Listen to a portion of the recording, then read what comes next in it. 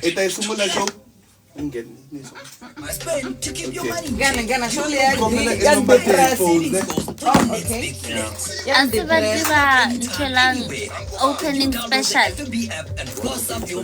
Or looking at chicken licking. This one? Yes. Vanessa, you are lying. That's your life. Thank you so much, Lindy. And these are your leading stories at this hour. Action SA calls for accountability in the Lepelle Northern Waters Sand Obstruction Project. Limpopo CPF applauds best recent cleanup campaign, and Financial Action Task Force removed South Africa from grey list.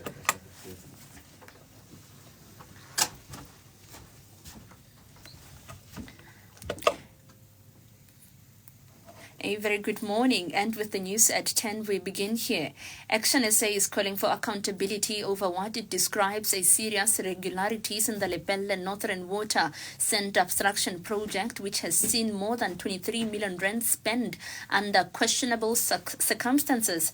The party says the project, which was meant to explore new sand obstruction technologies, was implemented without following proper procurement procedures. According to Water and Sanitation Minister Phemi Majodina, a directive issued in September 2019 instructed Lepelle Northern Water to explore innovative abstraction method. However, instead of conducting an open and competitive tender process, the board appointed Empowering Water Solution, claiming the company held exclusive rights to a particular technology. Action SA's Communications Director Matthew George says this justification is deeply concerning. Exclusivity cannot be used as a blanket exemption from procurement laws designed to ensure transparency and value of money. George says the culture of impunity within the state water entities must end, warning that the project tainted by deviations, inflated costs and unfinished investigations rob South Africans of both their public funds and their constitutional rights to clean, reliable water. Reveal in response to a parliamentary question that standard procurement processes were sidestepped regarding the Lepelle Northern Water Board Sand Abstraction Project. Records show payments totaling over 23 million rand were all incurred outside standard procurement channels and now result in a special investigating unit investigation. South Africans deserve transparency and accountability in every rand spent on water infrastructure, particularly in Limpopo. In other news, the Limpopo Community Policing Forum Board has applauded Executive Mayor John Mbe for leading a united front of law enforcement agencies, community organizations and businesses. They rolled out the Safer City campaign to reclaim public spaces from drugs, dangerous weapons and disorder. CPF chairperson Franz Khassaro says following the campaign, they also have their focus on matriculants as they write their final examinations, ensuring that they are safe at various camps. Khassaro says following Premier Dr. Paul Piramatuba's call for all stakeholders to ensure that learners write their exams without disruptions, they will be on the ground ensuring that tavern owners adhere to the request to reduce noise so that learners can study. He adds that they will be the eyes and ears of the police, ensuring that those who disrupt exams or try any form of criminality that may harm learners receive punishment they deserve. Our learners an opportunity to study so that, as the MEC has already alluded, that she wanted to see Limpopo be top 5 in the Republic of South Africa. So therefore, the call that we are making is a clarion call that we are appealing to all that until our finish writing. And lastly, the Financial Action Task Force has removed South Africa from its grey list after more than 2 years of intense scrutiny. The FATF made the latest decision on the final day of its plenary and working group meetings in France on Friday. The global financial crime watchdog placed South Africa on the list in February 2023 for not complying with international standards around the prevention of money laundering and terrorist financing.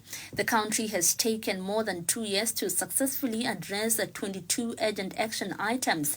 Meanwhile, a Democratic Alliance spokesperson on finance, Dr. Mark Buke, says South Africa needs the same political will and policy focused to improve debt ratings, reduce red tape, and improve how government spends money. Complacency. We must now build momentum by ramping up successful prosecutions of financial crime. We want South Africa to be a hostile place for cartels, but a welcoming destination for reputable investors who bring jobs and growth. And that is all from me, Oratile Kekana, and I'll be back with more news at 11.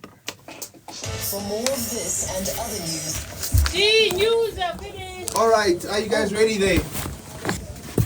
Can you hear us? I can hear you loud and clear. All right. No, we're not ready. What makes sense? Thank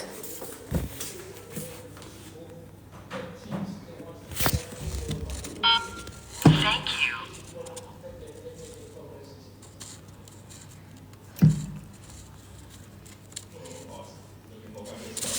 Heaven.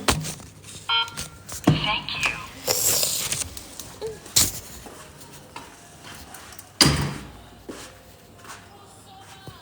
Sonini nanini usoman no misimo simafu.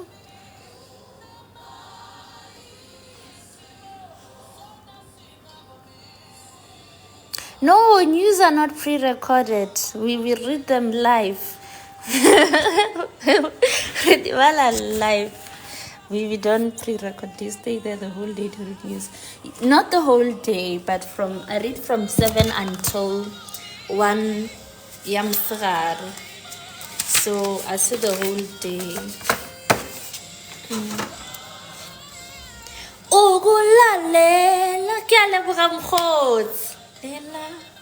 And precious, I can't complain. Guys, thank you so much for joining my live. Please follow me on Facebook and let's meet again 11. Bye.